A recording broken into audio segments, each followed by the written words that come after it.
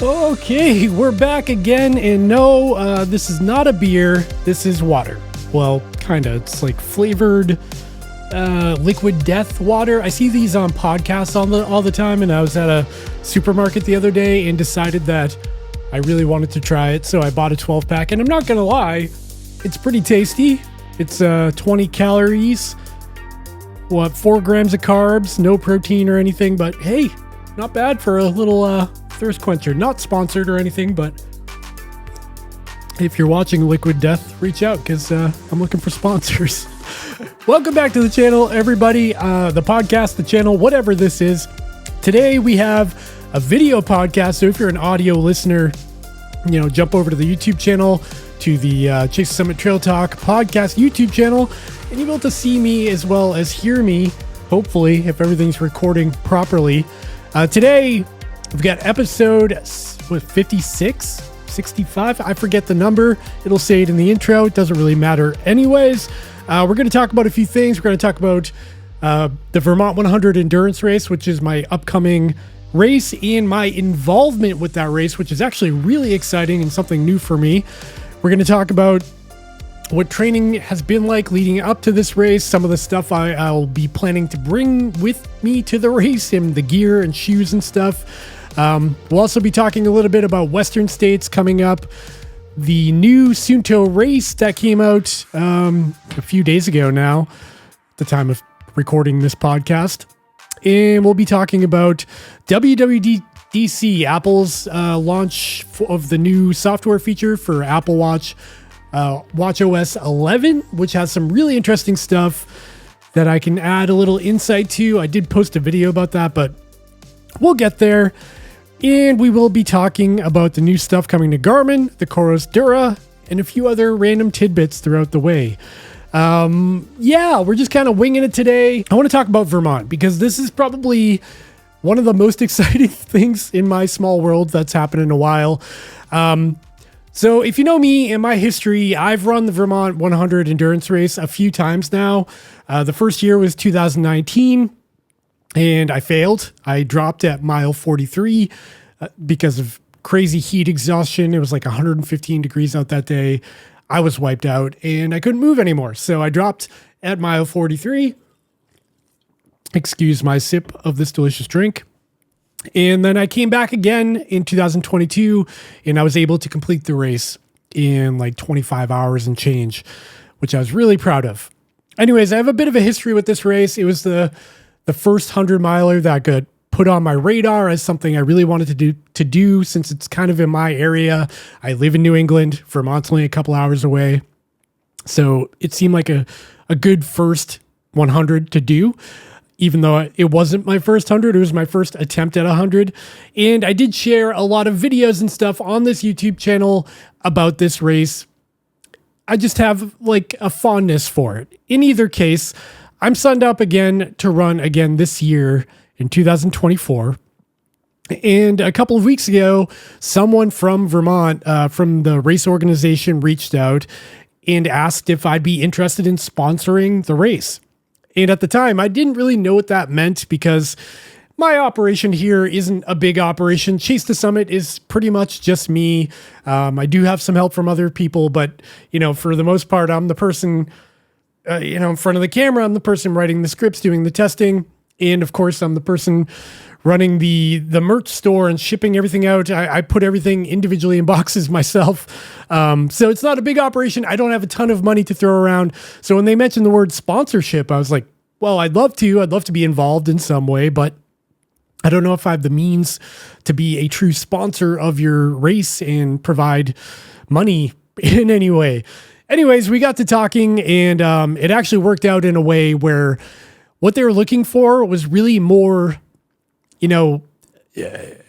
awareness around their cause. Because if you know the race, the Vermont 100 endurance race it's a benefit, it's a charity for the Vermont Adaptive Organization. If you don't know what that is, it's a foundation organization, charity kind of thing where they adapt sports for people with all kinds of disabilities to take part in them. For example, they have a mountain bike program where people who have disabilities with their legs get to go and mountain bike with these specialized wheelchairs.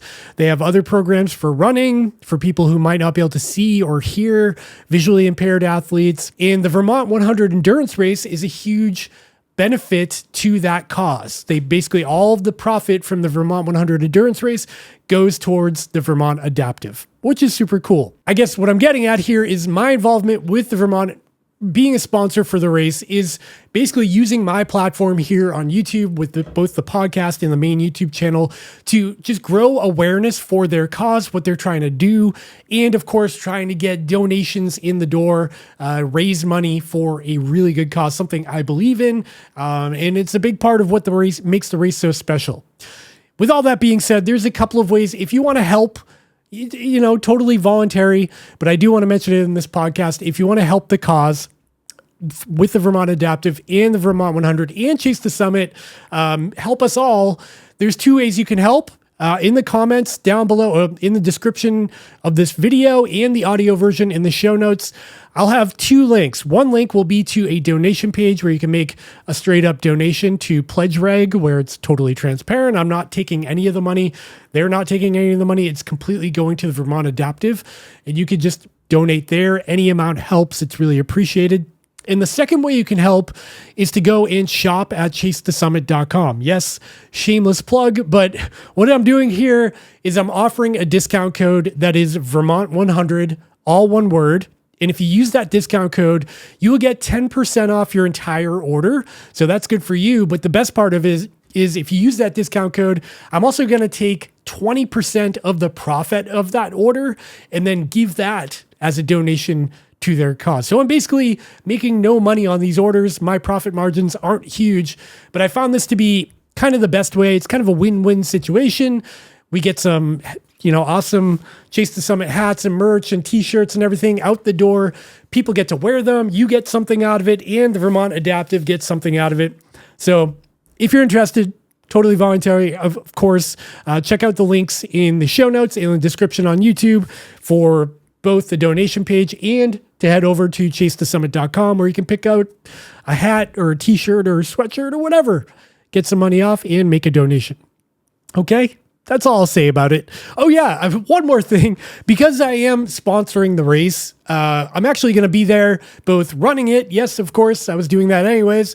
But the cool thing is I'll also be at the Runners Expo. There's like a pre-race expo on Friday, July 19th that will start at 11 a.m. and end at about 3:30 p.m. I'm going to try to be there all day, and I will have a booth. I'll have a tent, a table, and I'll have all of the merch that we sell, the t-shirts, the hats. Check it out. Even if you're volunteering, you live in the area, you're running, whatever, if you're in the area for any reason, come stop by the pre-race expo at Silver Hill. Check out my booth. Come say hi. I don't want to be lonely there. Hopefully people come and say hi. And I'm very excited about that. So it's going to be cool to sort of meet everybody out there. Is this drink annoying? I keep taking a sip of drink, and I hate when people do that on a podcast, but here I am doing it. All right. So to my notes on my phone, let's talk a little bit about the Vermont 100, but not sponsoring really the racing part of it and my training. So I'm actually pretty happy with where I sit right now when it comes to training for Vermont. I've been ramping up my mileage like crazy. I honestly think I've been ramping up a little bit too quick because I kind of was in a lull for a couple of months ago. I wasn't hitting crazy mileage. I was still pretty active, getting in that 20, 30 miles a week, but not really where I should be to be, running 100 miles.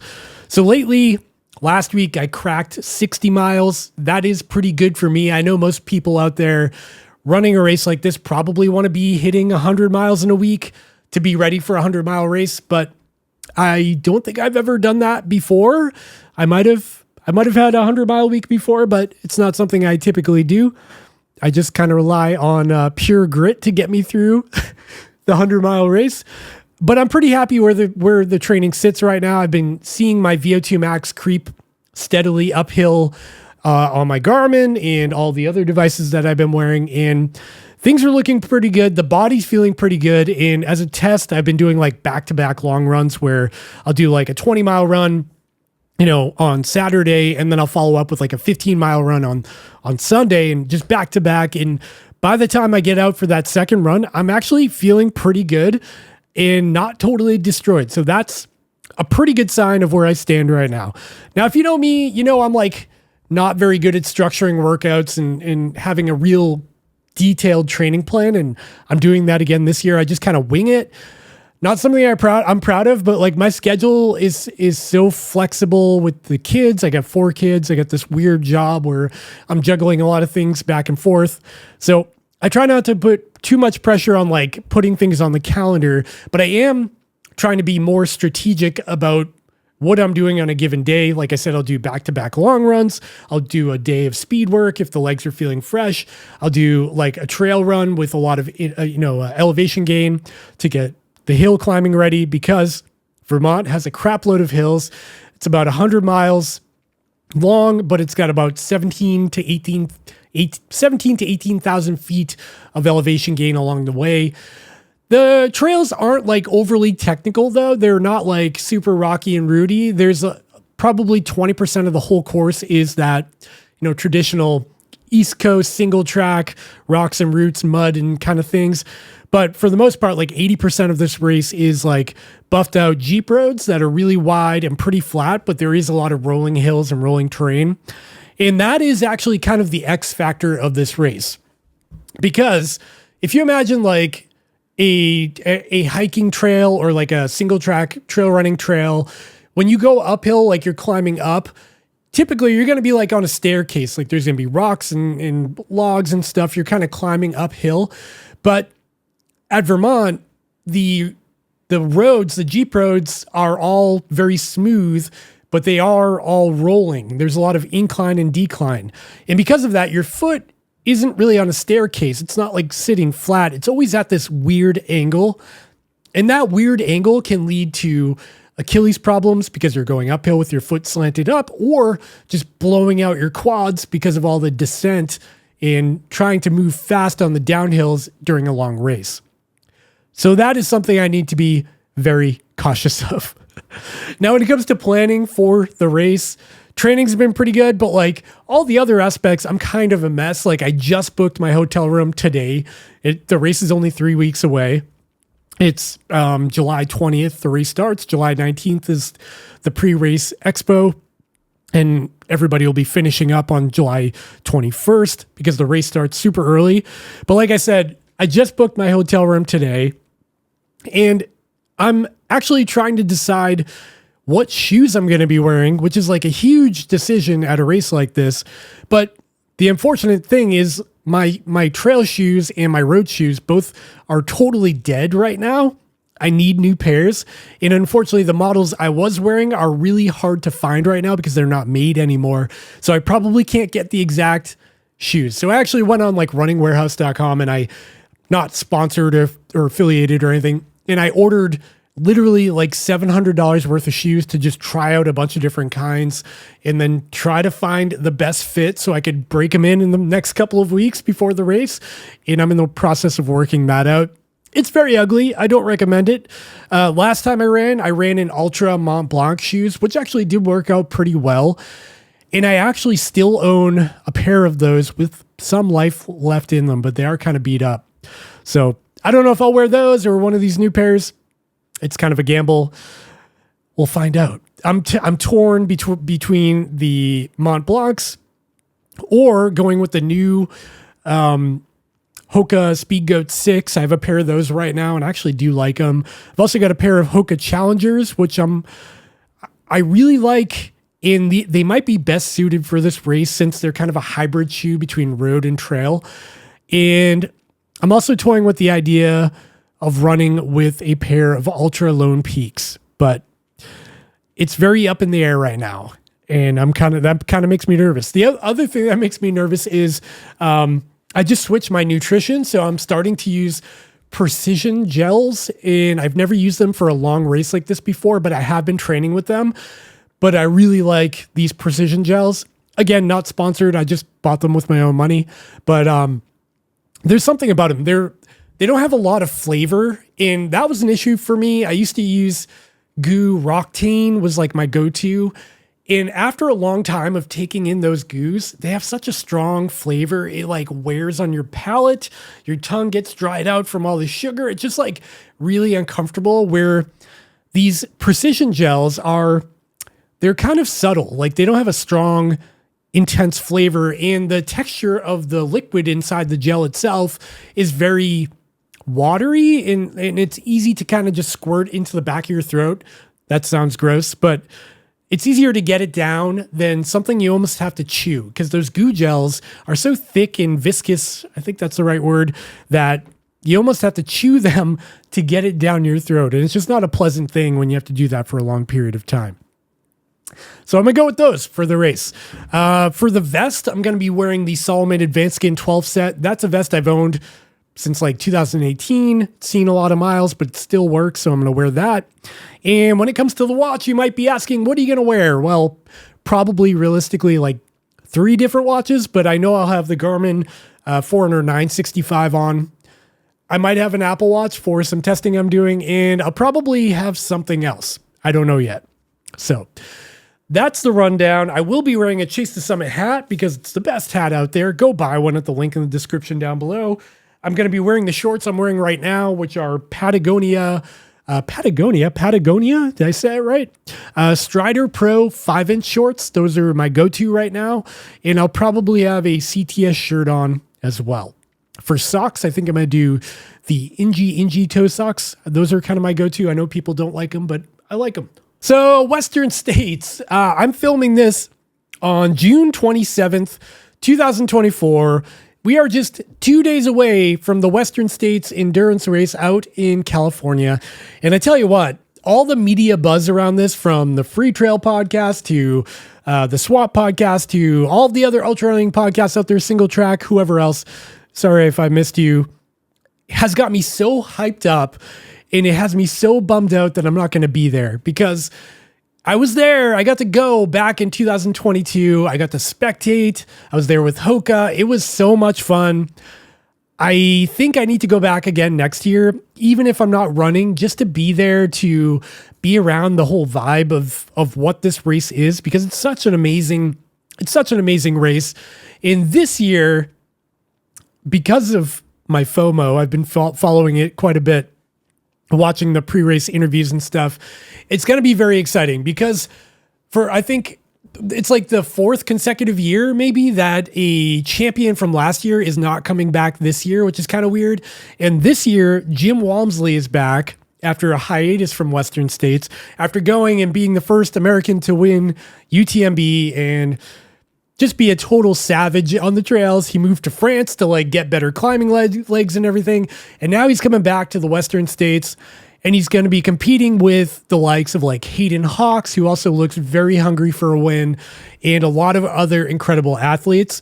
And on the women's side, Courtney Dauwalter is not coming back, which is kind of crazy, because why not? She should definitely come back. But there's a whole stacked field of women at Western States as well. So it's going to be really interesting to see how this plays out at Western States this year. But the other reason I have some FOMO about Western States this year is because a couple of weeks ago, I got an email from Suunto, the watch company, and they are going to be at the Western States pre-race to show off their new watch, which is the Suunto Race S. And you've probably seen a couple of reviews out there about Suunto. Unfortunately, I didn't get one early, and not a lot of people did, it seems. Their US PR people aren't as generous as some other companies. I hope if you're watching this, maybe you would reconsider next time. So I don't have one yet, but I do have one in the mail, and my review of it will be coming very soon. But the cool thing is, if you're at Western States, you get to visit the Suunto tent and actually check out the new Race S in person, see what it's all about. And I think that's a good segue into the tech talk this week. Let's talk about the Suunto race. What is it? Well, this is very exciting. I think this is going to be a banger. This one's going to sell really well. First of all, it's a Suunto. They have a reputable name, right up there with Garmin, not quite as big as Garmin. And they had a quick hiatus of kind of falling off the map. And, you know, they had the Suunto 9, the 9 Barrow, the 9 Peak, but none of those really like blew me away. And then they came out with the Suunto Vertical, which started to shift my opinion on Suunto. And then they came out with the Suunto Race, the original Race, which I think set a precedent for them as to what they're trying to do here. They're coming after the big names with really good price points, solid hardware with high quality materials, and a good watch experience overall. So the Suunto Race came in at like $449 and had an AMOLED display and a sapphire lens. It was a big watch, had great battery life, great GPS accuracy, mediocre heart rate accuracy. Watch my review if you want to learn all about the original Suunto Race.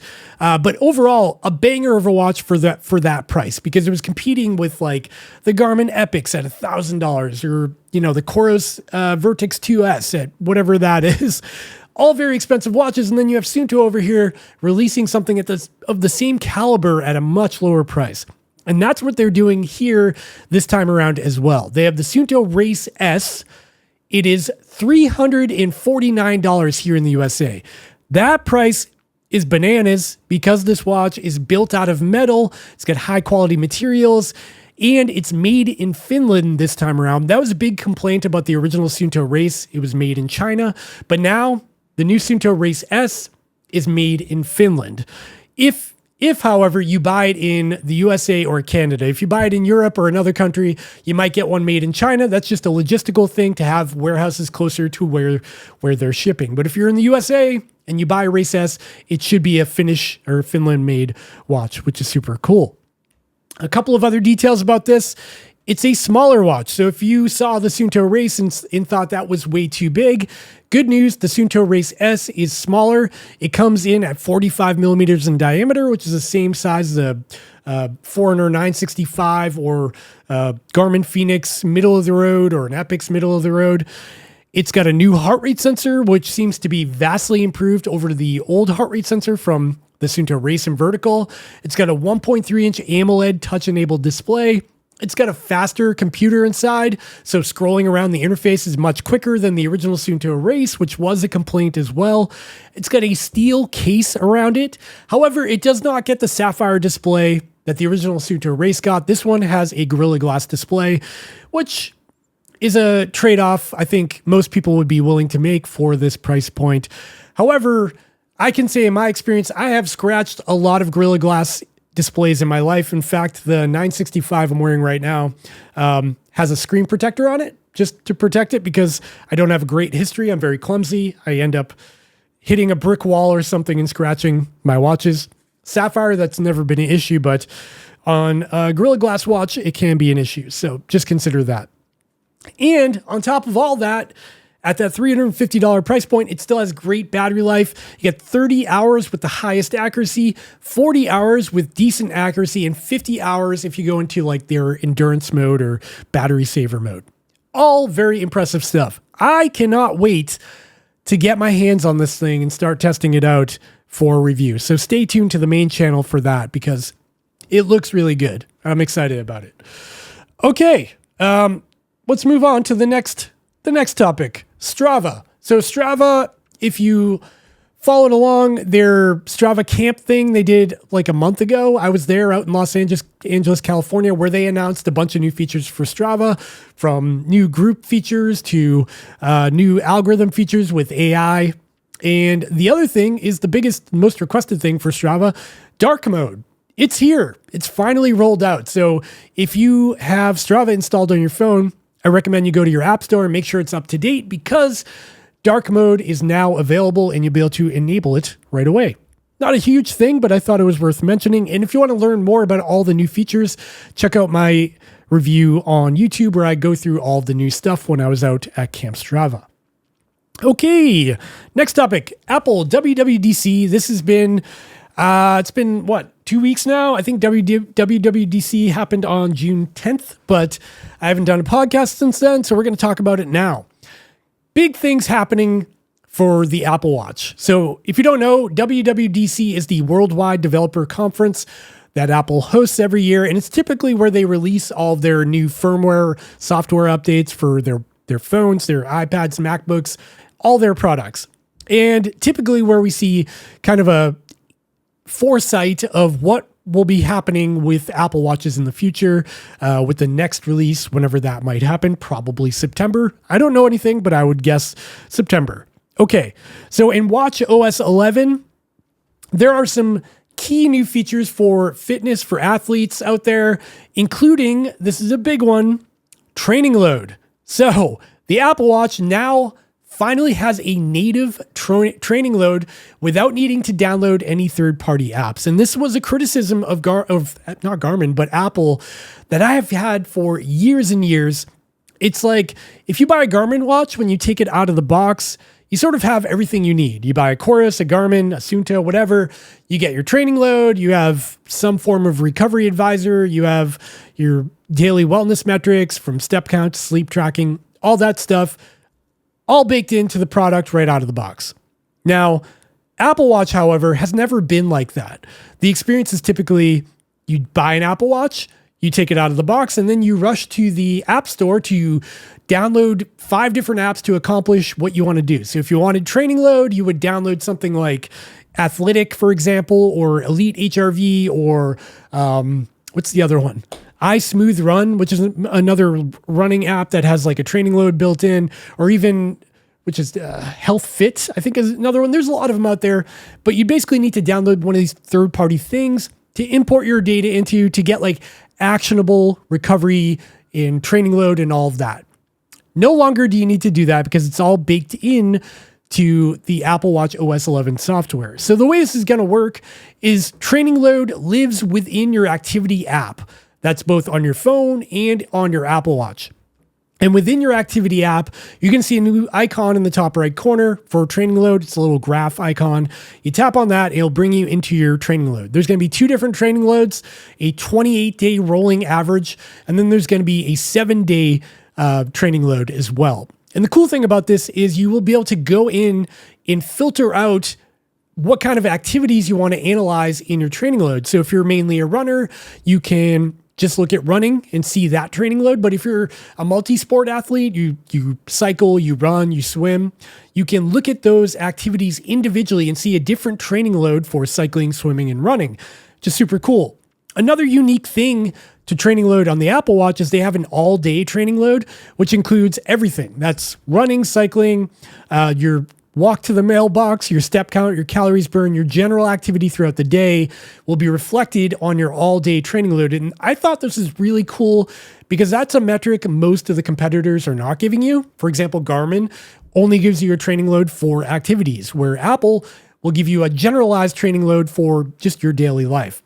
I thought that was pretty clever and something unique, and hopefully other companies adopt that because I kind of like that. It also ties into this new Vitals app. The Vitals app is, as the name implies, a entirely new app on your phone and watch that will record your overnight vitals. That's going to be your resting heart rate, your blood oxygen saturation, your respiratory rate, your skin temperature, and I think some more. Now, the interesting thing about this is it looks like the Vitals app is actually going to ignore HRV. That's as far as I can tell so far. Again, this is all early days. I've only seen like the slideshow they presented at WWDC, but it seems like they might ignore HRV, which is kind of interesting because the Apple Watch collects HRV natively and it just kind of buries it in your health, app on your phone. So you can actually view your HRV over time, but they're not going to leverage that for the Vitals app. Just kind of odd because HRV is typically a good means of identifying if you're overtrained or sick or you drank too much alcohol or something like that. HRV is a really good way to identify those different factors, but they're not using it in the Vitals app. The Vitals app, though, is basically going to aggregate your data every day while you sleep. And if there's an outlier, for example, your resting heart rate goes up and spikes, your skin temperature goes up and spikes or something like that, it'll actually send you a notification on your phone letting you know, hey, something's up and you should probably take a look at this to make sure everything's okay. I like that. I think that's pretty cool. And the other cool part of this is Vitals gets tied into your training load as well. So if you look at your training load app, you'll actually see a button that'll bring you right over to the Vitals app. And in training load, when you're viewing your training load, scrolling through it on a timeline, you'll notice like at the bottom of the watch or the screen, there's going to be a little button that'll show like a summary of your vitals. So if your training load indicates you're overtrained and your vitals show that your sleep for the previous night was off, then, the correlation there could kind of make sense. However, I was hoping the Vitals app would be kind of a competitor to like the Whoop Band or the Oura Ring or Garmin's Body Battery or something like that, but I don't think that's what we're seeing here. I think this is really just a way of like kind of a medical way of analyzing what's going on with your body while you sleep. There's no like recovery advisor. There's no like body battery metric. There's nothing like that. It's no recovery score or training readiness. It's not really like that, even though I wish it was, but it's still a step in the right direction. And again, a lot of third-party apps out there are going to no longer be used after we get these features.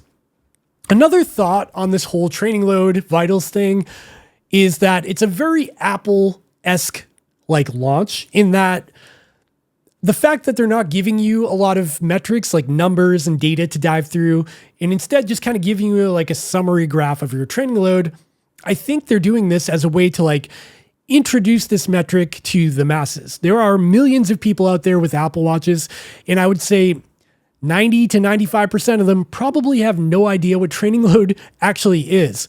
And I think the way they're introducing it being sort of like a really pretty interface and not a whole lot of data and making it easy to use is a good way to introduce training load to those that may otherwise not use it. So if you're just kind of like a casual runner, you're out there doing, a couple miles here and there throughout the week, you might notice, hey, this training load thing is pretty cool. And I think that's where this could be a big turning point for not only Apple, but like the whole industry.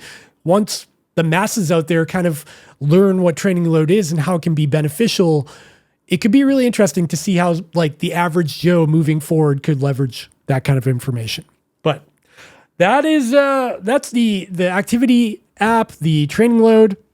Oh yeah, and within the activity app, not only is there a new training load function, but you can actually customize the app now. You can actually move the tiles around within the user interface, and there's a new tile for weekly mileage, which I really appreciate as someone who hangs my hat on weekly mileage every week. So that's pretty cool. On top of vitals and training load, we also get a new watch face, a new smartwatch face within iOS, Apple Watch OS 11, where you can actually take one of your own pictures, import it into a watch face, and the app will actually use AI to sort of embed the watch face into your photo. So the examples they showed at WWDC was like a guy jumping through the air and the time actually went behind him as if he was like masked into the image. Really cool. And I'm looking forward to playing with that.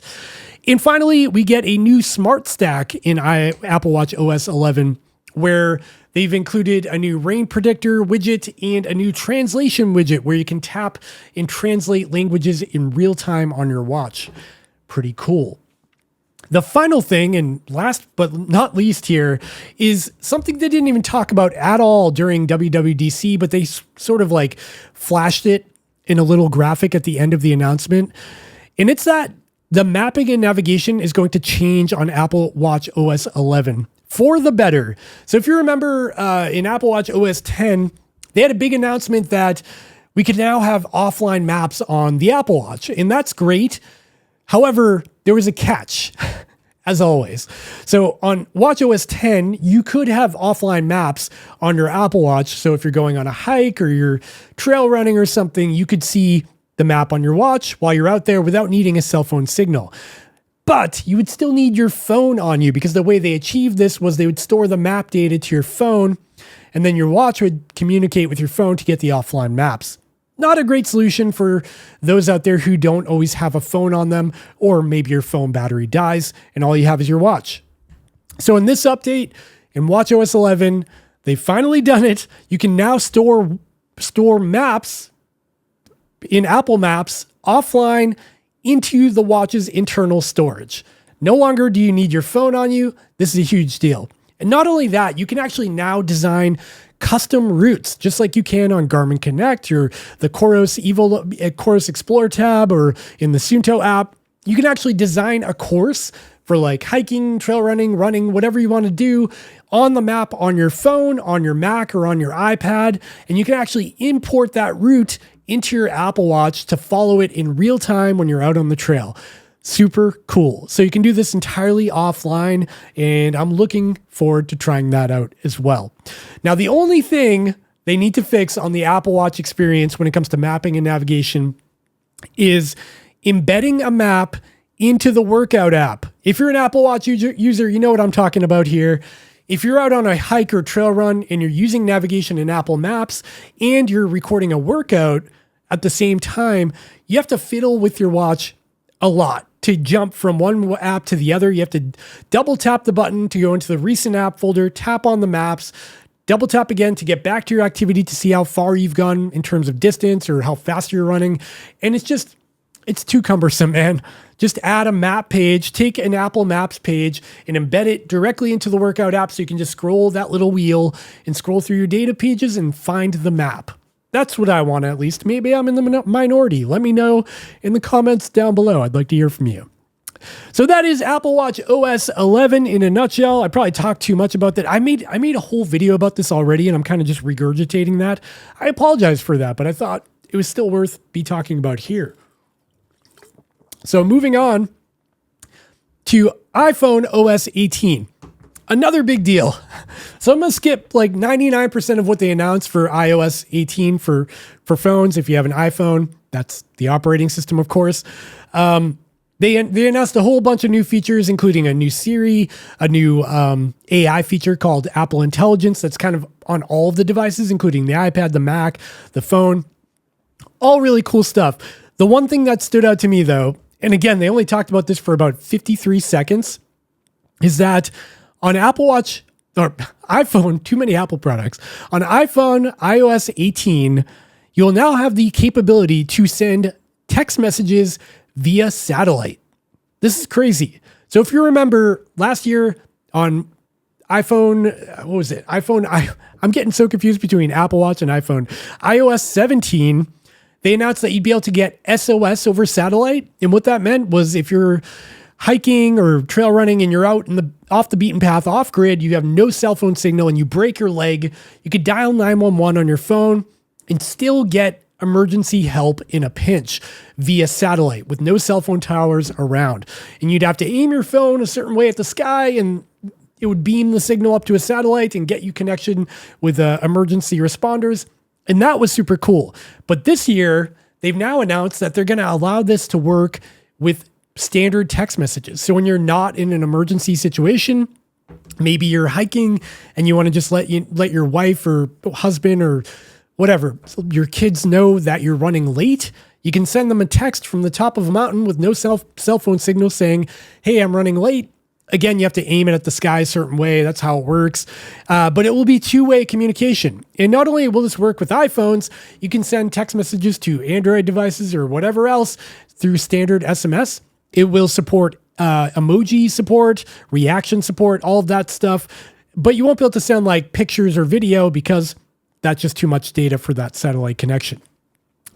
But this is pretty cool because if you're someone like me, when I go off the beaten path and I'm, out of reach of cell phone for a long time, I typically carry a Garmin InReach. And I made a whole video about this as well. And now we've got that kind of Garmin InReach satellite communication capabilities on the iPhone. And in the video I made about this, a lot of people complained. So I basically titled it something like, did Apple just kill the Garmin InReach? You have to use that clickbait title, I guess.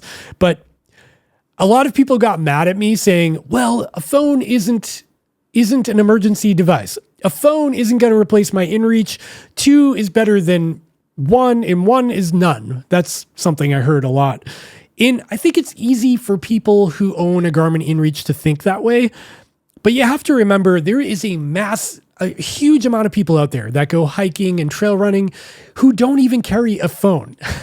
They just go out into the wilderness. And there's a lot of weekend warriors out there that maybe venture out once a month, maybe a couple times a summer, where it wouldn't be practical for them to pay like a $30 monthly charge for a subscription on a Garmin InReach for, using it 2 times, the entire year. That just doesn't make sense. You have to buy a $200 device, then pay, a monthly fee for this thing you're only going to use a handful of times throughout the year.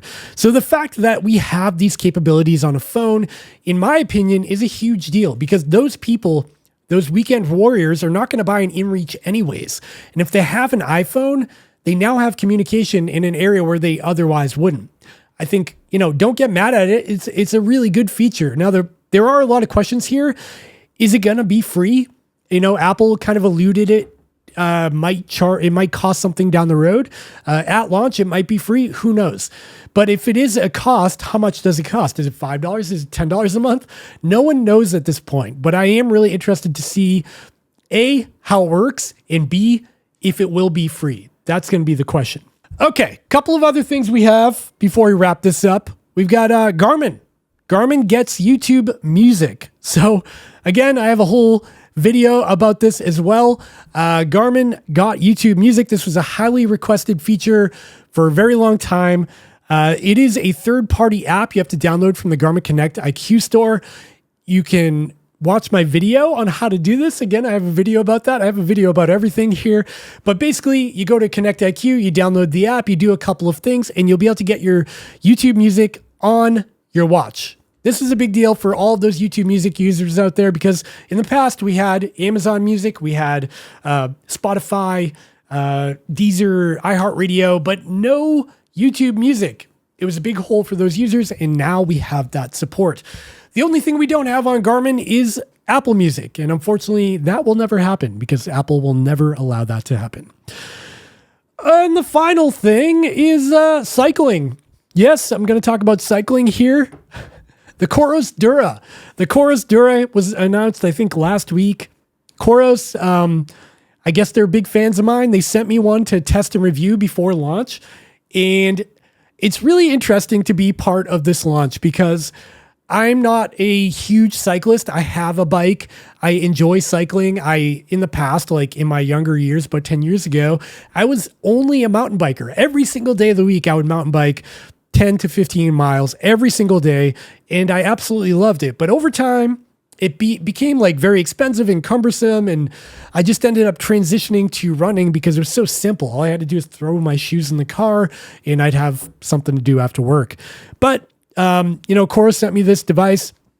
I decided to get back on the gravel bike. I actually have a new gravel bike I bought a few weeks ago, and I've been having a ton of fun riding that bike. I've been out there on the trails, on the road, just getting the miles in. And I tell you what, I think it's really benefiting my running as well. That cross training has really, it's working out my quads. It's been a good source of cardio, and I'm just having a ton of fun with it. But that's besides the point. The Coros Dura, I got to test and review it before launch. Again, I was kind of new to the scene of testing a cycling computer compared to like a GPS watch is what I'm used to.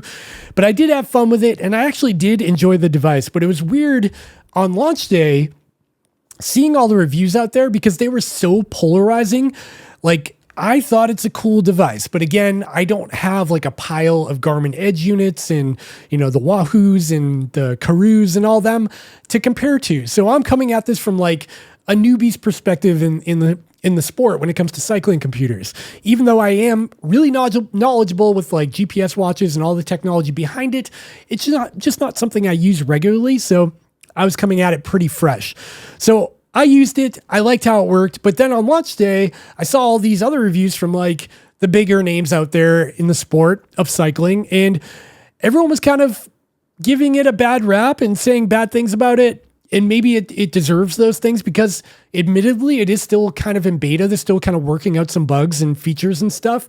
But again, I enjoyed my time with the Coros Dura. And one thing that a lot of people really hated about the Coros Dura was the scroll wheel. Just like on their watches, there's a scroll wheel on the side. And it's funny because that's like one of the features I really liked about the Dura, because when you're riding, I have the curly bars on my gravel bike, but when you're riding, you can simply like put your hands on the top of the bars, reach your thumb over and kind of flick that wheel to scroll through the data pages. And I thought it worked pretty seamlessly, but I guess I was in the minority on that. But what is the Dura? So the big thing about the Coros Dura is it's affordable. It's $250. And the other big thing about it that's kind of game changing, if they can get it to work as advertised, is the solar capabilities. So yes, it does have a big solar panel right on the top of it. It's got a big 4-head solar panel, which you could argue is kind of ugly, but it is functional, because if they can get it to where what they're advertising, it kind of means you will never have to charge your cycling computer. It's kind of crazy. Basically, the Coros Dura, if it gets enough sunlight, will actually charge up while it's being used, instead of depleting charge like everybody else out there. Even the Garmin devices out there, the Edge units with solar, they actually lose power even though they have solar, but they mitigate power. So you can actually elongate how long you're riding for because of that solar feature, where on this Coros device, you could theoretically just ride forever if you have enough sunlight, which I thought was really cool. So $250, the first cycling computer to come out of the Coros camp. And I thought it was pretty cool. If you haven't yet, go check out the YouTube review about it. But don't take my word for it. Take it as a grain of salt, because like I said, my opinion on it was much different than everybody else's out there. And I promise I'll get better at reviewing these things, and hopefully the next one will be better. In either case, that's kind of the end of the road here on the podcast. I hope you enjoyed this one. We're kind of up in an hour here. My wife just poked her head in the door and told me I have to wrap it up because we have places to be. We're actually running a 5K today. That's why I'm in my outfit here. I actually ran before this. I ran 4 miles earlier today, and now we're going to go and do a nighttime 5K, which is like a fireworks thing in a neighboring town for the 4th of July. So that's going to be kind of fun. I'm pretty trash, so I'm probably not going to get a PR, but I'm going to give it my best shot. I'm going to take down some ketone IQ and a gel and really put the hammer down and try to run as fast as I can at this 5K. But that's sort of the end of this podcast. Again, I want to remind you to check out the links in the show notes down below. Head over to the merch store, use discount code Vermont100 for 10% off your order, and a 20% donation out of that profit goes towards a great cause. So please consider shopping at the store, buying something and donating. And if you don't want to buy something, just donate. Check out the link for that as well in the show notes down below and on the YouTube description as well. Whoo, that is it. Oh yeah, check out the merch store. I just said the merch store, but I've actually been designing a whole bunch of new t-shirts and hats and stuff, and I'm adding stuff to the store like every day at this point, and I'm not even sending out emails or announcing it. I'm just hoping people like them. So check out the store. There's new stuff being added all the time. And finally, I haven't said it yet in this entire podcast. Make sure to hit the subscribe button on YouTube for the podcast channel. It really means a lot. We need to grow the subscriber count. Get this going. Open the conversation in the comments down below. Say hi. Tell me what's on your mind. Tell me what you think of all the topics I talked about today. Hit the subscribe button. Hit the like button.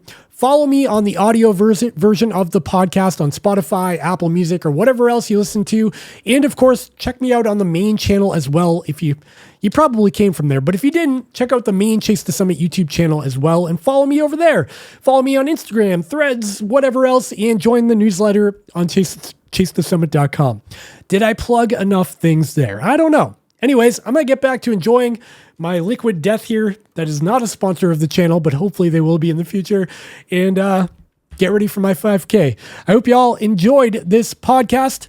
Again, we're just going to keep cranking these out. I hope you enjoy them. Let me know what I could do better in podcast form, and I'll see you in the next one. Bye.